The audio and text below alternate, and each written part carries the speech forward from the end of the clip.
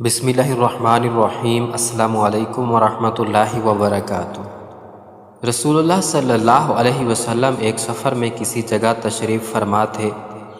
آپ صلی اللہ علیہ وسلم نے ایک آواز سنی جیسے کوئی کسی پر لعنت کر رہا ہو۔ آپ صلی اللہ علیہ وسلم نے پوچھا، یہ کیا بات ہے؟ لوگوں نے عرض کیا کہ فلانی عورت ہے جو اپنی سواری کی اونٹنی پر لعنت کر رہی ہے، وہ اونٹنی چلنے میں کمی کرتی ہوگی۔ اس عورت نے چلا کر کہہ دیا ہوگا، تجھے خدا کی مار ہو، لعنت ہو، جیسا کہ عورتوں کی عادت ہوتی ہے کوسنے اور لعنت کرنے کی۔ رسول اللہ صلی اللہ علیہ وسلم نے حکم دیا کہ اس عورت کو اور اس کے سامان کو اس کی اونٹنی پر سے اتار دو۔ یہ اونٹنی تو اس عورت کے نزدیک لعنت کے قابل ہے، پھر اس کو کام میں کیوں لاتی ہے؟ حضور صلی اللہ علیہ وسلم نے اصلاح اور تنبیہ کے واسطے ایسا فرمایا کہ جس چیز کو کام میں لاتی ہے اس کو لعن طعن کرتی ہے۔ رسول اللہ صلی اللہ علیہ وسلم نے فرمایا، سب سے اچھی وہ عورت ہے جو اپنی عزت و آبرو کے بارے میں پارسا ہو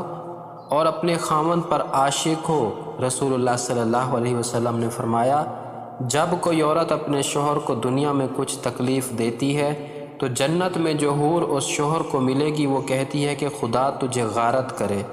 وہ تیرے پاس مہمان ہے، جلد ہی تیرے پاس سے ہمارے پاس چلا آئے گا۔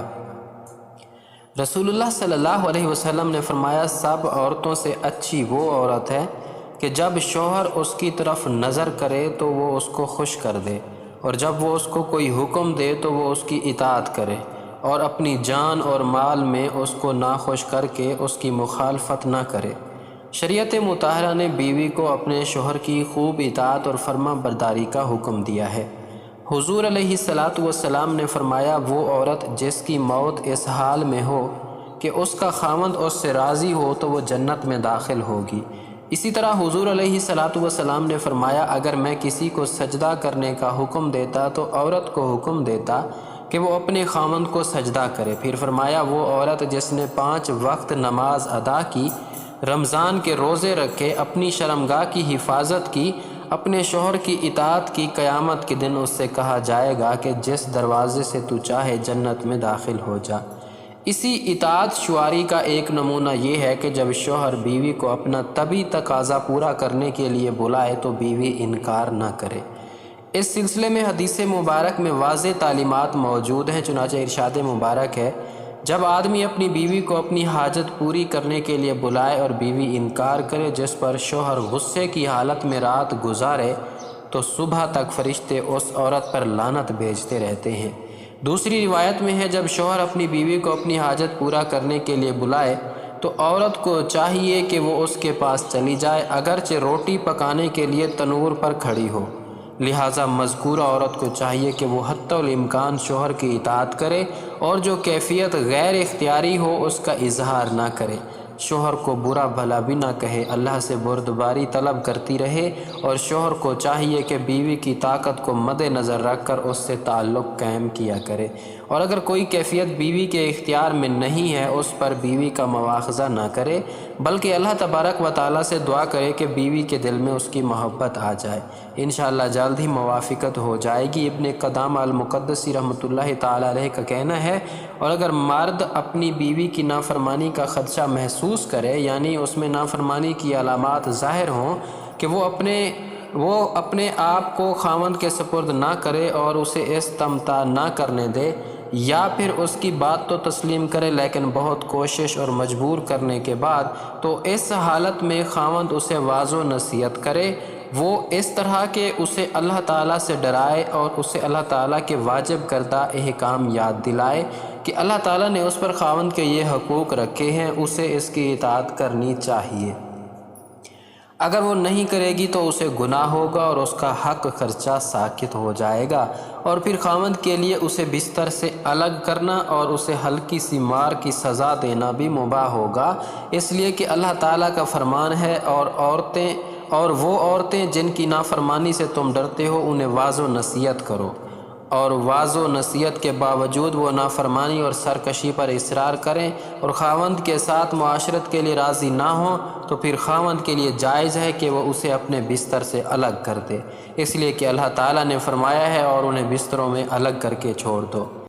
اور اگر وہ اس علیحدگی کے بعد بھی اپنی نافرمانی پر اصرار کریں تو پھر خاوند کے لیے مباح ہے کہ وہ بیوی کو ہلکی سی مار کی سزا دے جو اسے زخمی نہ کرے اور نہ ہی ہڈی وغیرہ توڑے، اس لیے کہ اللہ تعالیٰ نے فرمایا اور انہیں مارو۔ اس طرح کہ جب خاوند اور بیوی کے درمیان مخالفت پیدا ہو جائے اور دشمنی تک معاملہ چلا جائے تو پھر دونوں جانبوں سے ایک ایک عادل مسلمان اور آزاد شخص کو حاکم بنا کر بھیجا جائے۔ بہتر اور اولیٰ تو یہی ہے کہ دونوں ان کے